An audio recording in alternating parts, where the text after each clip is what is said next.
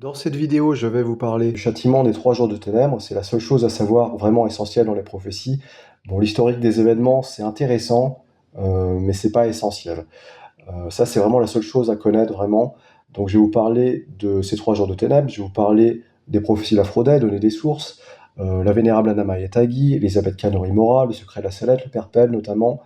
Voilà, donc je vais vous parler aussi dans les prophéties de l'Aphrodite de Marie-Julie Jaïni, de Un jour de ténèbres, puis deux la même année, puis aussi je vais vous parler des signes avant-coureurs de la nature, un an avant, qui avertissent de ces jours de ténèbres, c'est très peu connu, donc je vais vous en parler. Donc tout ça, c'est sourçable, enfin c'est sourcé, c'est trouvable dans les prophéties de l'Aphrodite de Marie-Julie Jaïni notamment, pour la plus connue, mais il n'y a pas qu'elle. Donc je vais commencer par la vénérable Anna Maria Tagui, donc, selon un ouvrage du révérend Père Calixte de la Providence, approuvé par son évêché. Donc la voici, la vénérable Anna Maria Tagui, du tiers-heure de la Très Sainte Trinité, morte à Rome, 9 juin 1837. Approbation de l'ouvrage par l'évêché, ou du moins évêque, le Monseigneur Dour, évêque de Soissons et de Laon, 20 janvier 1869, à l'époque où l'Église était encore l'Église. Donc par le très révérend Père André de Sainte-Agnès, vicaire général de l'ordre des Trinitaires des Chaussées. Nous sous-signé, frère André de Sainte-Agnès, vicaire général des religieux déchaussés de l'ordre de la Très Sainte Trinité, pour la rédemption des captifs, avons examiné l'ouvrage intitulé La vénérable Anna Maria Tagui et la servante de Dieu Elisabeth Kanori Mora, avec une notice, etc., qui contient la vie de ces deux pieuses femmes, jadis tertiaires de notre Saint-Ordre, un aperçu sur notre tiers-ordre et le recueil de nos indulgences, traduit littéralement du sommaire imprimé à Rome en 1866, avec permission des supérieurs ecclésiastiques. Donc nous sommes heureux de reconnaître dans cette nouvelle production la pureté de zèle et l'exactitude de doctrine dont l'auteur a donné des preuves dans ses autres écrits. Aussi permettons-nous volontiers l'impression de cet opuscule, bien persuadé qu'il rendra un service signalé aux chrétiens de nos jours, en leur prouvant par des faits authentiques que l'héroïsme de la vertu est de tous les temps et de toutes les conditions sociales. Donné en notre couvent de Saint-Chrysogone le 28 janvier 1869, fête de Sainte Agnès, patronne de notre Saint-Ordre, par le très révérend Père André de Sainte-Agnès. Donc voici ce que le révérend Père Calixte en dit, donc les visions de la vénérable Anna Maria Tagui. Pendant plusieurs jours de suite, elle vit se répandre sur le monde entier des ténèbres excessivement épaisses, puis tomber des débris de murs et de poutres comme si un grand édifice se fût écroulé. Ce fléau lui avait été manifesté à plusieurs reprises dans le mystérieux soleil, le même soleil que voit d'ailleurs Marie-Julie Jaïni dans les prophéties d'Aphrodite. Il plut à Dieu de lui révéler aussi que l'Église, après avoir traversé plusieurs douloureuses épreuves, remporterait un triomphe si éclatant que les hommes en seraient stupéfaits, que des nations entières retourneraient à l'unité de l'Église romaine et que la terre changerait de face. Donc voici ce qu'il en est dit, si vous voulez, dans ces visions par le révérend Père. Donc dans la petite annotation de bas de page, il est à présumer qu'il s'agit ici de ténèbres physiques, mais la vénérable n'a ni fixé la durée ni la nature de ces ténèbres, ni le temps où elles arriveront. Monseigneur Nathalie, interrogé à cet égard par un grand nombre de personnes, a donné à toutes l'assurance que les ténèbres dureront 3 jours. Au reste, Anna Maria n'a point été seule à prédire cet événement. Elisabeth Kanori Mora, dont nous donnons ci-après la vie abrégée, parle aussi d'un temps où régneront d'épaisses ténèbres. Une autre personne, favorisée de dons surnaturels, Madame Palma Maria Maturali, née à Oria dans la terre de Labour et âgée actuellement d'une 40aine d'années, s'est rencontrée avec Anna Maria dans l'annonce des ténèbres. Elle parle de l'infection de l'air par les démons et des cierges bénis comme moyen de préservation. L'univers parle dans sa correspondance de Rome de cette nouvelle extatique et de sa grande influence sur le peuple napolitain.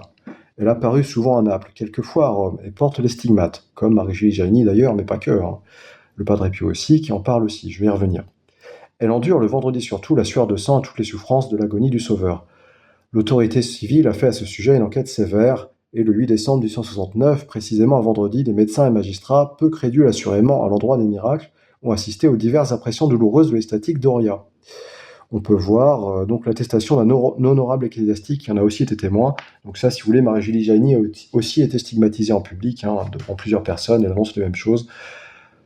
L'auteur d'une autre vie d'Anna Maria a l'air de s'étonner que nous parlions à nos lecteurs des ténèbres et d'autres événements extraordinaires rapportés ci-après, dont l'annonce est attribuée à Anna Maria. Nous pourrions nous contenter de répondre que notre seconde édition, qui déjà les citait, a été examinée attentivement à Rome et trouvée conforme en tout au procès apostolique, plus complète et exacte que nulle autre des vies de la vénérable donnée jusqu'à ce jour en public. Nous comprenons bien que ces prédictions puissent effrayer, peut-être inutilement, certaines âmes molles et sensuelles, mais nous savons aussi de bonne part qu'elles font que d'autres se prennent à réfléchir sur leur désordre, se recueillent et prient. Or, il faut absolument qu'on en arrive là pour arrêter le bras de Dieu prêt à nous frapper encore. Ce qui est dit dans le secret de la Salette aussi. La France périt parce qu'elle est énervée, et elle est énervée parce qu'on lui a fait trop longtemps un chemin de velours dans l'éducation de la jeunesse, la direction des consciences. Nous tenons cette remarque d'un savant père jésuite allemand. Voilà, donc j'arrête là. Ce qu'il est dit par le révérend père au sujet d'Anna Maria Taghi, et d'ailleurs je vais vous lire directement sa vision rapportée ici sur le site en question. Voici venir sur l'ensemble de la terre une intense obscurité d'une durée de 3 jours et 3 nuits. Rien ne sera visible, et l'air sera chargé de la peste qui demande principalement, mais pas seulement, les ennemis de la religion. En ce terrible moment, un grand nombre de ces hommes méchants, les ennemis de l'Église et de Dieu, seront tués par ce fléau divin, dont les cadavres autour de Rome seront aussi nombreux que les poissons. Tous les ennemis de l'Église, secrets et connus, périront sur terre au cours de cette obscurité universelle, à l'exception de quelques-uns que Dieu convertira bientôt. L'air sera infecté par des démons qui apparaîtront sous toutes sortes de formes visibles. Il sera impossible d'utiliser l'éclairage au cours de cette obscurité, à l'exception des bougies bénies. Ailleurs, il est dit les cierges bénis. Celui qui, par curiosité, ouvrira sa fenêtre pour regarder dehors ou quittera son domicile, mourra sur place. Au cours de ces 3 jours, les gens devront rester dans leur maison, prier le rosaire et supplier le Dieu de miséricorde. J'ai pris ça sur un site, avec l'exactitude qu'on peut attribuer à des sites, des fois il y a des fautes d'orthographe, etc. Mais vous trouverez la même chose dans notamment Bénédiction, Prophétie de la révélation privée, Bénédiction et malédiction de Jean Vaquier. Donc ça c'était ce qu'on a vu Anna Maria Taghi, mais les autres ont vu la même chose. Et donc notamment il était question d'Elisabeth Kanorimora, donc que je vais vous lire ci-contre. Donc là c'est vraiment décrit sans filtre. Tous ces hommes seront en insurrection les uns contre les autres, et s'entretueront sans pitié. Durant cette horrible et sanglante boucherie, la main vengeresse de Dieu s'appesantira sur ces malheureux, et par sa toute-puissance, il brisera leur orgueil et leur témérité. Il emploiera les puissances de l'enfer pour exterminer ces hommes impies et ces hérétiques sectaires qui voulaient renverser l'Église et la détruire jusque dans ses fondements. Par leur malice audacieuse, ces hommes présomptueux, iniques, croyaient de leur impiété pouvoir renverser Dieu de son trône suprême. Mais le Seigneur méprisera leurs artifices, et par un signe de sa main toute-puissante, il punira ces perfides blasphémateurs, en donnant aux puissances infernales la permission de sortir de l'enfer. D'innombrables légions de démons parcourront la terre et exécuteront les arrêts de la justice divine par les grands désastres qu'ils occasionneront. Ces esprits mauvais attaqueront tout et nuiront aux hommes, aux familles, aux propriétés, aux meubles, aux productions alimentaires, aux villes, aux villages, aux maisons. Rien de ce qui se trouve sur la terre ne sera épargné. Dieu permettant que ces sycophantes et sectaires soient frappés de mort par la cruauté des démons et punis par une mort tragique et barbare, parce qu'ils se seront librement adonnés aux puissances infernales et qu'ils auront fait un contrat avec elles contre l'Église catholique. Donc là, les gens ne sont pas encore révoltés contre l'Église ou contre Dieu. Durant les événements, ils le seront sans doute, notamment pour 3/4 des gens, pas tous, je vais revenir, d'une manière ou d'une autre. Donc, c'est sycophantes et sectaires, donc sectaires de toute forme de secte, fausse religion, etc. Ou sycophantes, si vous voulez, c'est les délateurs professionnels sous l'Antiquité. C'est aussi ce qui a donné le nom au scarabée bousier d'ailleurs. Il n'en est pas dit que du bien. Dieu voulant pénétrer davantage mon esprit du sentiment de sa justice, me montra l'effroyable prison. Je vis alors s'ouvrir dans les profondeurs de la terre une sombre et effrayante caverne pleine de feu d'où sortaient des multitudes de démons, qui sous la forme d'hommes et d'animaux venaient ravager le monde, en laissant partout que ruine et effusion de sang. Heureux les bons et véritables catholiques, ils ressentiront la puissante protection des apôtres Saint-Pierre et Saint-Paul, qui veilleront sur eux contre ce déchaînement d'hommes et de démons, afin qu'il ne leur soit fait aucun dommage, ni à leur personne, ni à leurs biens. Les mauvais esprits dévasteront tous les lieux où Dieu aura été outragé, méprisé et blasphémé. Les édifices de ces lieux seront ruinés, anéantis, il ne restera aucun vestige. Après ce châtiment effroyable, je vis tout à coup le ciel s'ouvrir, Saint-Pierre descendit de nouveau sur la terre. Bon, je vous passe tout ça, c'est des miracles. Ailleurs, il est dit qu'on ressentira puissamment la protection de Saint-Pierre et Saint-Paul, peut-être en Bretagne plus qu'ailleurs, dans les prophéties de l'Aphrodite, bref. Je vous passe tout ça. Donc c'était le châtiment des 3 jours de ténèbres selon Elisabeth Kanorimora. Je vais vous parler aussi du secret de la Salette, puisque j'y suis. Et après, je vais parler des prophéties de l'Aphrodite. Je vais aussi vous parler d'abord du secret de la Salette et de Palma Maria Mattarelli, parce que tout ça, c'est un peu en lien, honnêtement. Mélanie Calva et ces personnes. Donc, voilà, tout ça pour dire, le secret de la Salette est un peu plus connu. Et si vous voulez, et ben c'est dit là. Hop. Ça, c'est pas encore arrivé, hein, j'insiste, hein. C'est dit la même chose que le reste, hein, les hommes qui s'entretuent. Alors, la France, l'Italie, l'Espagne et l'Angleterre seront en guerre. Le sang coulera dans les rues. Le français se battra avec le français, l'italien avec l'italien. Ensuite, il y aura une guerre générale qui sera épouvantable. Pour un temps, Dieu ne se souviendra plus de la France ni de l'Italie, parce que l'évangile de Jésus-Christ n'est plus connu. Les méchants déploieront toute leur malice, on se tuera, on se massacrera mutuellement jusque dans les maisons. Donc là, j'arrive au châtiment. Au premier coup de son épée foudroyante, les montagnes et la terre entière trembleront d'épouvante, parce que les désordres et les crimes des hommes percent la voûte des cieux. Paris sera brûlé et Marseille englouti. Plusieurs grandes villes seront ébranlées et englouties par des tremblements de terre. On croira que tout est perdu, on ne verra qu'homicide, on n'entendra que bruit d'armes et que blasphème. Les justes souffriront beaucoup. Leurs prières et leurs pénitences et leurs larmes monteront jusqu'au ciel. Et tout le peuple de Dieu demandera pardon et miséricorde et demandera mon aide et mon intercession. Donc il est question de la Sainte Vierge, hein. Et là, j'arrive au jour de ténèbres, et ça, c'est dans le secret de la Salette, hein. On l'ignore, mais les 3 jours de ténèbres sont dans le secret de la Salette. Alors Jésus-Christ, par un acte de sa justice et de sa grande miséricorde pour les justes, commandera à ses anges que tous ses ennemis soient mis à mort. Tout à coup, les persécuteurs de l'Église de Jésus-Christ et tous les hommes adonnés au péché périront, et la terre deviendra comme un désert. Donc Jésus-Christ qui commandera à ses anges, donc Dieu commandera à ses anges, parce que ça selon de personnes à la Trinité, les anges, il n'est pas précisé s'ils sont déchus ou pas. Bon, d'une manière ou d'une autre, en tout cas, tous ses ennemis seront mis à mort par ses anges, que les anges permettent aux démons de sortir ou que ce soit directement aux anges déchus. Bon, tout à coup, les persécuteurs de l'Église de Jésus-Christ et tous les hommes adonnés au péché périront, et la terre deviendra comme un désert. Alors se fera l'appel à la réconciliation de Dieu avec les hommes. Jésus-Christ sera servi, adoré, glorifié, la charité florira partout, etc., etc. Et ça, c'est après les 3 jours de ténèbres et le châtiment, après ce qui nous attend. Voilà. Après le reste des événements, hein, bien sûr. Donc je vais juste finir là-dessus, avant d'aller sur les prophéties de la Frodè. Donc elle dit les choses très clairement, hein, la prophétie de la sœur Palma Maria Addolorata Matarelli. Donc elle voit vraiment, elle prend pas de filtre. Voilà. Donc je vais vous lire ça. Je parlais encore quand elle s'écria. Oui, oui, ils sont là, les fléaux, nous y sommes, nous y touchons. Il y aura quelque chose, et partout il y aura du mal. Nous y sommes, aux ténèbres, elles sont répandues sur la terre. Donc là, c'est Mélanie Calva qui parle, je crois. Oui, lui dis-je, mais les autres ténèbres viendront-elles aussi? Et là, elle répond vraiment très clairement, hein. Elles viennent toujours plus obscures, dit-elle. Alors je lui dis, mais je veux dire, les ténèbres extérieures. Ah, vous voulez dire quand les démons sortiront de l'enfer et que l'air sera corrompu? Mais ce n'est pas encore.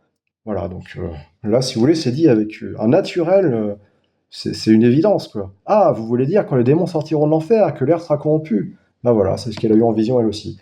Mais ce n'est pas encore. Je sais bien, lui ai-je répondu, que ce n'est pas encore, et que ce ne sera qu'après les massacres et les grands massacres. La même chose que dans le secret de la Salette et dans le reste, hein. Ce sera la dernière plaie, et puis Dieu fera le grand miracle, le triomphe de l'Église. Donc voilà ce qu'il en est dit. Donc sa prophétie en tant que telle, il y aura 3 jours de ténèbres, au cours desquels l'atmosphère sera infestée par une multitude de démons. Pas un seul démon ne restera en enfer, tous en sortiront, ou pour exciter les bourreaux, ou pour décourager les justes. Ce sera affreux, affreux. Mais une grande croix apparaîtra dans le ciel, et le triomphe de l'Église sera tel qu'il aura vite fait oublier tous les malheurs. Pendant ces 3 jours de ténèbres, seuls les cierges bénis pourront brûler et protégeront de ce fléau épouvantable tous les catholiques qui seront restés fidèles. Donc on verra des prodiges dans le ciel, une guerre féroce mais de courte durée aura raison des ennemis de la religion. La pacification du monde entier et le triomphe de l'Église s'en suivront. Donc ça, c'est ce qu'a vu la sœur Palma Maria Matarelli. Et donc vous voyez ce qu'il en est dit. Je vous fais tout de suite un aparté. Seuls les cierges bénis pourront brûler. Il n'y aura plus de lumière, hein. Il n'y aura plus l'électricité, etc. Donc ce qu'il faut, c'est des cierges bénis. Il faut aussi de l'eau bénite, c'est bien, mais bon, les cierges bénis, vraiment, c'est essentiel. Et il faudra faire ça, s'enfermer chez soi, ne pas regarder dehors quand ça sera les jours de ténèbres, hein, les 3 jours de ténèbres en question, mettre des obstacles sur les fenêtres ou les volets ou des rideaux ou des sacs poubelles sur les fenêtres, ce que vous voulez, mais pas regarder dehors et avoir la lumière avec les cierges bénis. Si vous voulez, les démons, ça les tiendra à distance, tout simplement. Et vous ferez surtout, il faudra faire le chapelet ou le rosaire, c'est l'occasion. Voilà. Pendant 3 jours de ténèbres, le rosaire. Voilà. Et ouvrir à personne aussi, parce que le démon imite les humains, si vous voulez, ou se fera passer pour qu'on lui ouvre et mourir bêtement, en gros, hein. Voilà. Voilà, donc je vais aller sur les prophéties de la Frodè. Donc là, je vais aller sur les 3 jours de ténèbres en question, et après, je vais parler sur les 2 jours et les signes avant-coureurs. Mais d'abord, les 3 jours de ténèbres. Voici ce qu'il en est dit. Il y aura 3 jours de ténèbres physiques, pendant 3 nuits et 2 jours. Il y aura une nuit continuelle. Les cierges de cire bénis pourront seuls donner de la lumière en cette horrible obscurité. Un seul suffira pour les 3 jours, mais dans les maisons des impies, ils ne donneront aucune clarté. Pendant ces 3 jours de ténèbres, les démons apparaîtront sous les formes les plus hideuses. Vous entendrez dans l'air les blasphèmes les plus horribles. Les éclairs pénétreront dans vos demeures, mais ils n'y éteindront pas les cierges. Ni le vent, ni la tempête ne pourront les éteindre. Des nuages rouges comme le sang parcourront le ciel.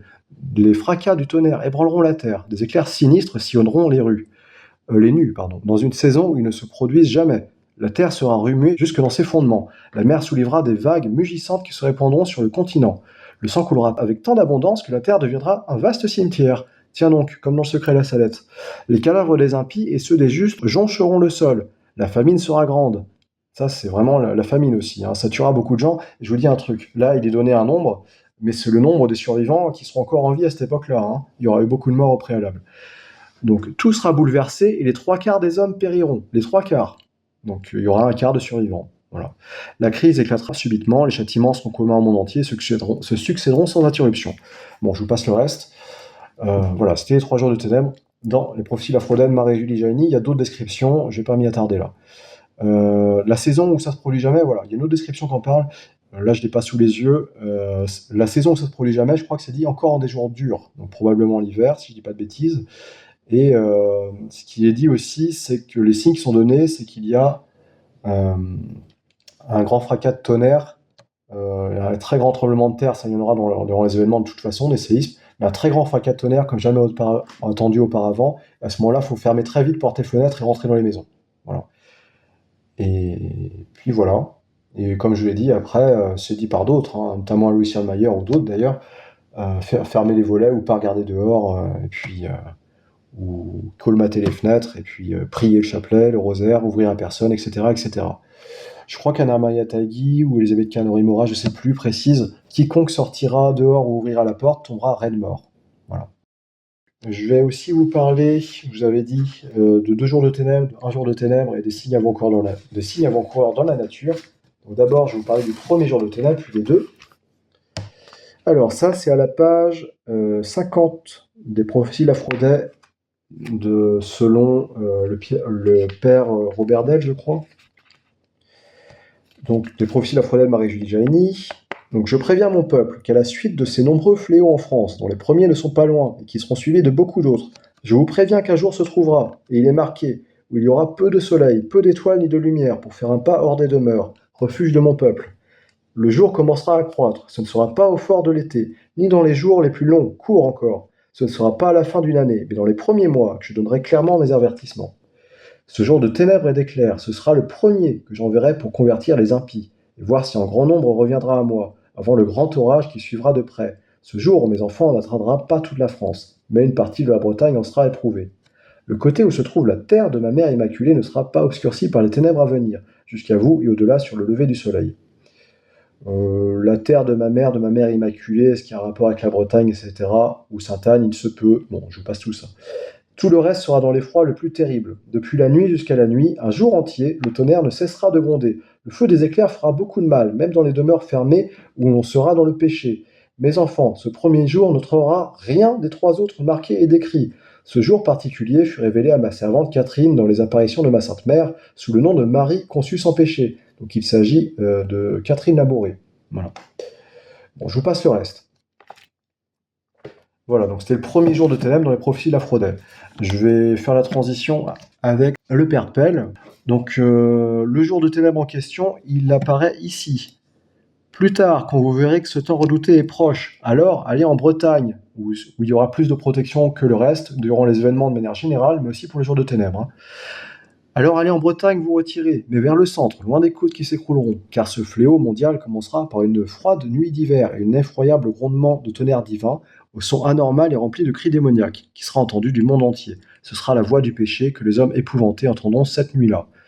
Est-ce qu'il est question du premier jour de ténèbres ou des 3? Je ne sais pas. En tout cas, voici ce qu'il est dit aussi des 3 jours de ténèbres ici, par le père Louis Constant Marie Pell.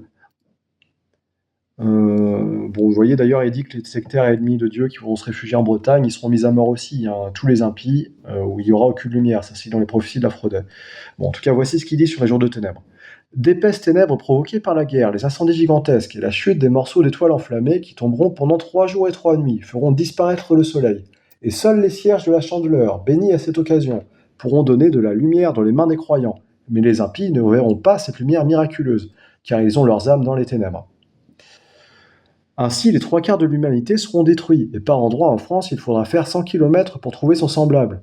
On en viendra à manger de la chair humaine pour survivre. Plusieurs nations disparaîtront de la carte du monde.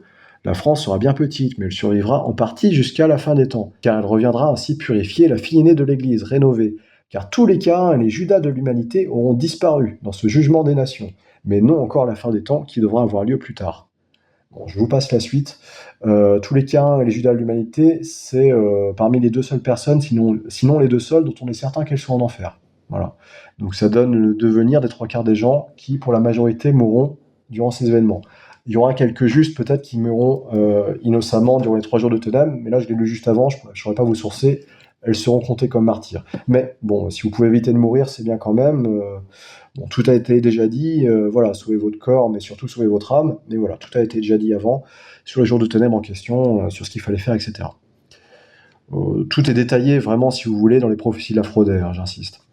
Je vais revenir après sur les prophéties de la Frodais de Marie-Julie Jahenny. Donc avant les 3 jours, là, je vais parler d'un jour de ténèbres, je vais vous parler des 2. Donc 2 jours de ténèbres. Donc ça, c'est entre les premiers et les troisièmes, hein, ça fait 1 puis 2 puis 3. Donc les 2 jours de ténèbres. La flamme, donc la flamme du Saint-Esprit. La flamme dit, donc ça c'est dans le livret Protection pour la période des châtiments du sanctuaire de Marie-Julie Jahenny. La flamme dit, il y aura 2 jours d'affreuses ténèbres, distincts de ceux annoncés.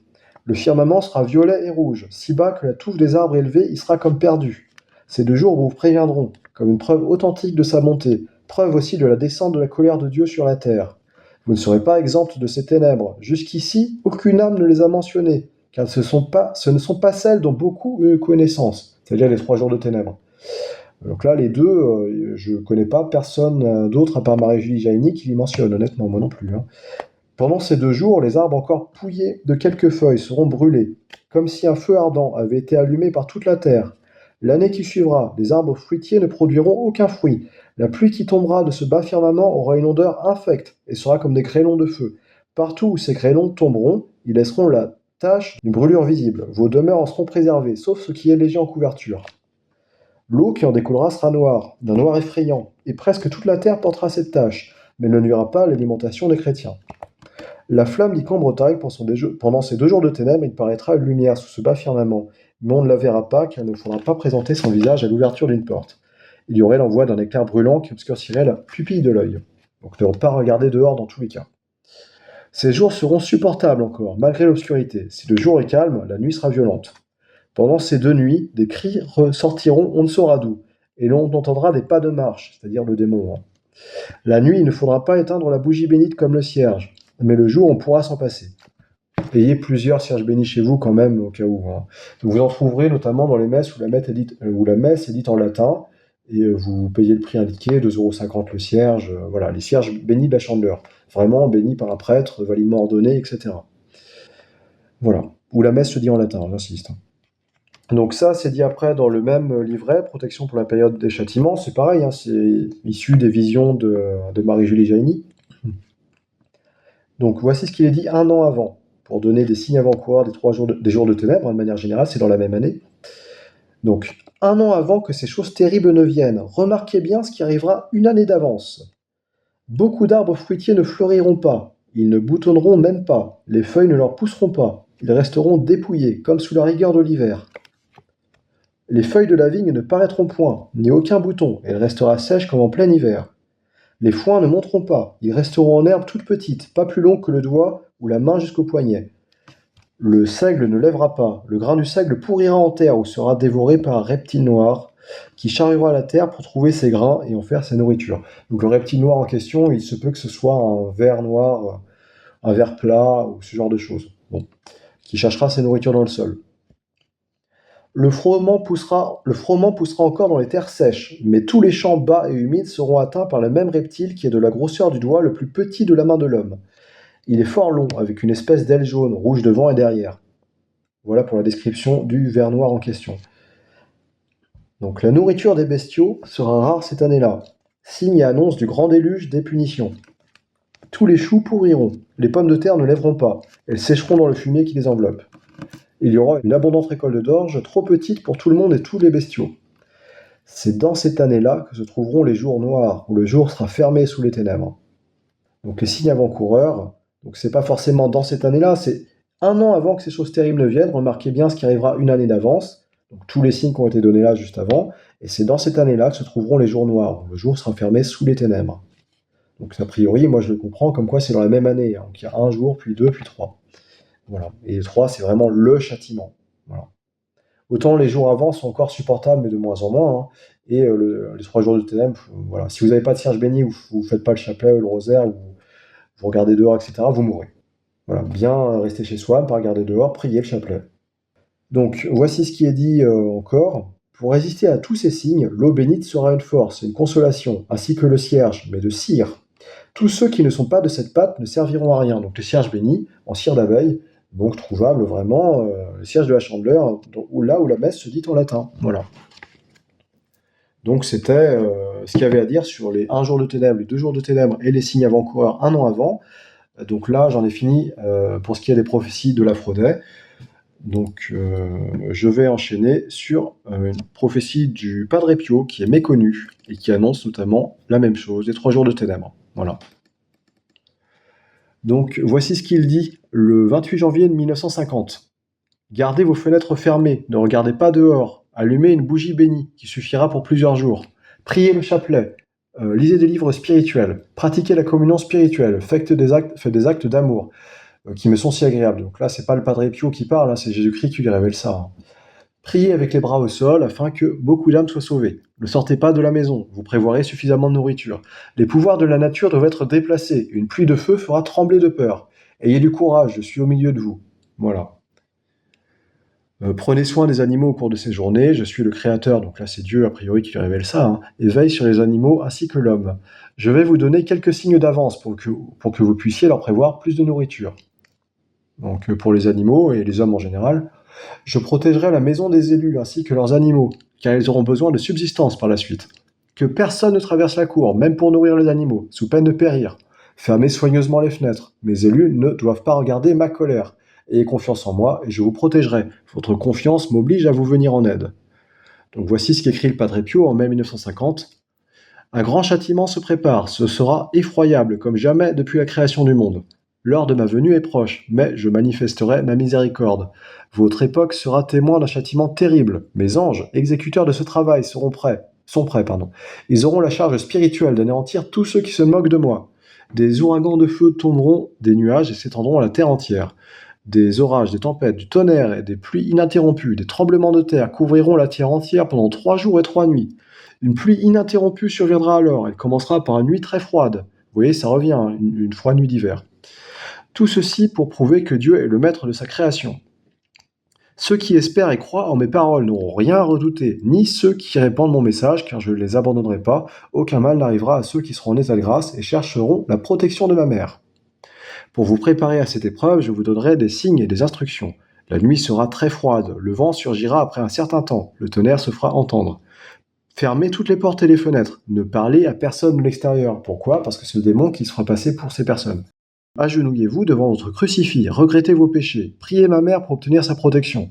Ne regardez pas dehors pendant le tremblement de terre, parce que le courroux de Dieu est saint. La vue des effets de sa colère, vous ne la supporteriez pas. Donc là, il est dit, entre parenthèses, Jésus ne veut pas que nous regardions avec curiosité la colère de Dieu, parce qu'elle doit être contemplée avec crainte et tremblement. Ceux qui négligeront cet avertissement seront abandonnés et instantanément tués de frayeur par la colère divine. Le vent emportera des gaz empoisonnés qui se répandront par toute la terre. Ça revient notamment dans une prophétie de la sœur Anna Stiglitz et dans d'autres, hein, le Père Pell, je crois qu'il fait allusion aussi. En tout cas, ceux qui souffriront innocemment seront martyrs et entreront dans mon royaume. Satan triomphera ou semblera triompher un instant, mais après 3 nuits, le tremblement de terre et le feu cesseront, et le jour suivant, le soleil brillera de nouveau. Après ces châtiments, les anges descendront du ciel et répandront l'esprit de paix sur la terre. Un sentiment de gratitude incommensurable prendra possession de tous ceux qui survivront à cette terrible épreuve. Il faut prier, dites pieusement le chapelet en commun si possible, ou seul, mais dites-le bien. L'heure approche, priez sans relâche, vous ne serez pas déçus. Bon voilà, après, je vous passe un peu tout ça. Les hommes n'entendent pas mon appel, ils durcissent leur cœur, ils résistent à ma grâce, ils repoussent ma miséricorde et mon amour. L'humanité est pire que lors du déluge, donc dans l'Ancien Testament. L'humanité étouffe dans le marasme du péché. J'ai grande envie d'exterminer cette race, mais à cause des justes, je laisserai régner ma miséricorde. Vous voyez l'opinion du ciel sur nos contemporains, voilà, ou sur nous-mêmes, hein. Bref, je vous passe tout ça. A priori, ce qui fut révélé à Padre Pio. C'est méconnu, mais il aurait aussi, voilà, Jésus-Christ lui aurait révélé ça. Voilà, voilà. Donc je vais également, bon, vous citer Alois Hjalmayer. Je vais vous lire du coup ce que voit Alois Hjalmayer un peu avant sa mort, durant l'année 1959. Donc voici ce qu'il dit. Un jour pendant la guerre, tout devient sombre. Alors éclate une grêle avec des éclairs et le tonnerre et un tremblement de terre ébranle la terre. Alors ne sortez pas de la maison. Les lumières s'éteignent, sauf celles des chandelles. D'autres prophéties ajoutent seuls les cierges consacrés. Donc le courant électrique est coupé. Donc après, c'est vrai pour l'Allemagne, bon, je vous passe tout ça. Gardez les fenêtres fermées, colmatez-les avec du papier noir. Bon, ce sont des conseils un peu basiques pour ne pas regarder dehors, mais vous pouvez très bien le faire en France aussi. De toute façon, le châtiment sera universel. Donc après, il est dit que toute l'eau courante est coupée. De toute façon, l'électricité est coupée, ça sera déjà la survie. Donc il y ait des stocks alimentaires. Mais je répète, ne sortez pas, ne regardez pas par la fenêtre. Laissez brûler les cierges consacrés et priez. Ces jours, il mourra plus de gens que dans les 2 guerres mondiales. Donc il précise encore, la ténèbre de 3 jours se rapproche, je vois 3 chiffres 9. Je ne peux pas dire ce que ça signifie. Le 3e 9 apporte la paix. Donc on voit la même chose dans le secret de la salette. Alors se fera la paix, la réconciliation avec les hommes. Ensuite, la croix sera à nouveau honorée. Quand tout est passé, plus de gens sont morts que dans les 2 guerres mondiales réunies. Alors ce sera la paix et un bon temps. Les hommes craindront Dieu à nouveau. Les lois qui mettent à mort les enfants sont invalidées après ce grand coup de balai. Bon, je vous passe tout ça. Voilà. Après, c'est l'époque de paix qu'on retrouve dans le secret de la Salette, dans les prophéties de Marie-Julie Jaïny un petit peu. Toutes les prophéties annoncent l'époque de paix qui viendra après les châtiments. Donc, je ne sais pas si les jours de ténèbres seront la fin des châtiments, mais c'est vraiment ce qui purifiera, qui fera que la plupart des ennemis de l'Église ou de Dieu, ou les méchants, ou les hommes adonnés au péché, mourront. Voilà, les 3/4 de l'humanité encore en vie à cette époque-là. Donc je vous remercie d'avoir suivi jusque-là, j'espère que ça a été instructif. Je vous recommande de prendre quelques cierges bénis consacrés et de vous intéresser à la foi catholique si ce n'est pas encore le cas, ou de consolider ce qui a consolidé. Et voilà.